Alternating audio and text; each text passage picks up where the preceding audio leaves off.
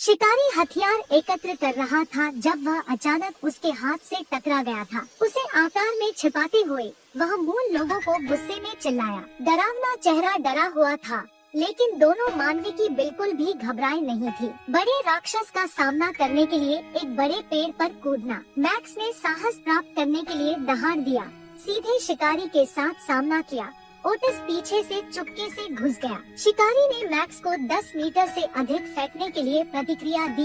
एक तेज चाकू को पीछे खींच लिया। मैक्स ने अपना प्रतिरोध खो दिया। उन्होंने नारू के सामने मैक्स का सिर काट दिया। ओटिस कूद गया और पीछे से चुपके से घुस गया। यद्यपि शिकारी का दाहिना पैर घायल हो गया था, ओटिस अभी भी शिकारी से स्तब्ध था। शिकारी ने अपना हथियार रखने के लिए बहुत कुछ नहीं कहा।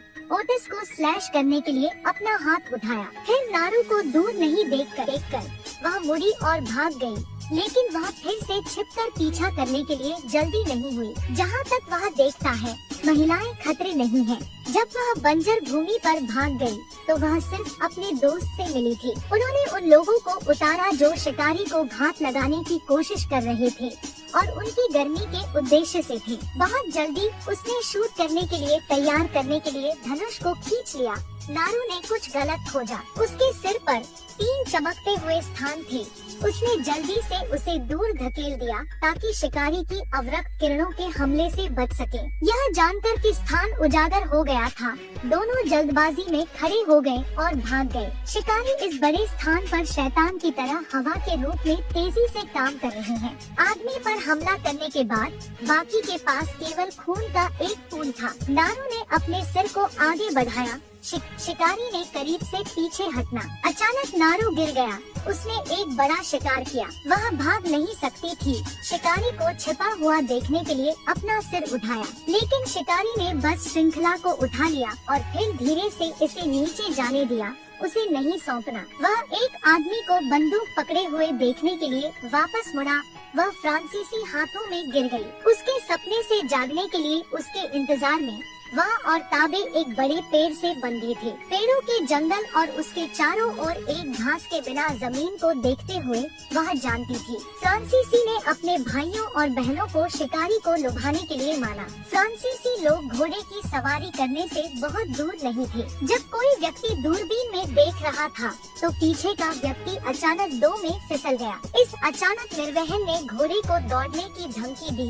उन्हें पता था कि यह अच्छा नहीं था। शिकारी चुपके से उनमें से एक नारू की ओर पागल हो गया, लेकिन पेड़ के माध्यम से एक तेज चाकू से छेदा जा रहा है। बहुत जल्दी एक तूफान बहता हुआ शिकारी अंधे रेत के तूफान में छिपा हुआ था। एक विशालकाय काला पंजे। वह शिकार के पास पहुंचा।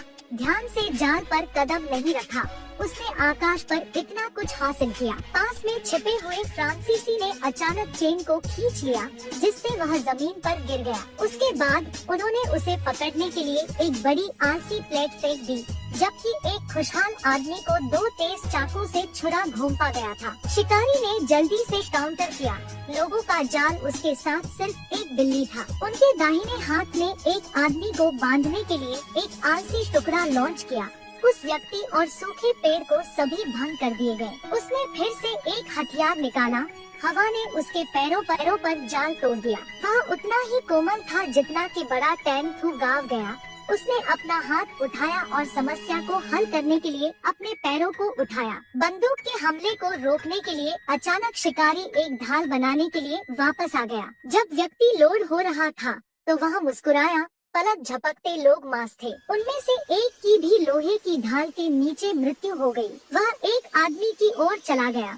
इस आदमी ने ट्रिगर खींचने के बाद बुलेट के पास शिकारी गोली मारने के सिर पर एक टोपी थी और उसके सिर पर मारा। उसी समय नरू और ताबे ने रस्सी को काटने के लिए जाल को धन्यवाद दिया। यह देखकर कि फ्रांसीसी एक भयंकर गोली को रोकने के बाद अधिक से अधिक हो गया। शिकारी ने अचानक अपने बाएं हाथ पर गुप्त हथियार को दबाया और फ्रांसीसी गोलियों से बचने के लिए बंदर की तरह एक पेड़ पर चढ़ गया। उसके जाने के बाद दूसरे लोग जमीन पर अजीब लग रहे थे। जब वे दृष्टिकोण के लिए उत्सुक थे, तो 3 उपकरण उड़ रहे थे। अंधे सुर्खियों को घुमाने के बाद पूरे क्षेत्र को नष्ट करने के लिए विस्फोट हो गया। सौभाग्य से नारू भाग गया। वह क्रोध के साथ फ्रांसीसी मुख्यालय में चली गई। महल और कुल्हाड़ी को फिर से हासिल करना चाहती थी, लेकिन पता चला कि उसका कुत्ता भी फ्रांसीसी द्वारा जंजीर से जड़ा हुआ था। इन लोगों के फैलने के लिए प्रतीक्षा करें। एक आदमी ने खंजर वापस ले लिया जो सारी मांस बनना चाहता था। अचानक नारू ने अपना हथियार चुरा लिया, उसकी जांघ में चाकू मारा और फिर खंजर को एक दूर दूर के व्यक्ति के रूप में फेंक दिया। उसके बाद उसने अन्य लोगों को अकेले हल किया जैसे कि वे हैक चालू करते हैं। सारी को बचाया और उसे जल्दी से छोड़ने का आग्रह किया। जब वह अपने पैरों को ठीक कर रही थी तो राफेल अचानक दिखाई दिया। उसका दाहिना पैर मर गया था। राफेल ने नारू को धमकी नहीं दी। वह चाहता था कि वह रक्तस्राव को रोक दे और जब नारू ने इसका इस्तेमाल किया तो उसे देने का वादा किया, लेकिन नारू ने उसके लिए घाव को बंद कर दिया था। अचानक गूंज की एक श्रृंखला से घिरा हुआ था। वे निश्चित रूप से जानते हैं कि शिकारी आया। राफेल मरने के लिए एक नकली भूमि पर पड़ा था। शिकारी राफेल गए, लेकिन जीवन का पता नहीं लगाया। नारू ने यह सब देखने के लिए पेड़ के पीछे छिप गए। जब शिकारी ने राफेल की जान छोड़ दिया तो वह उजागर होने के लिए बहुत दर्दनाक था। अचानक दूर कुत्ते के भौंकने की आवाज।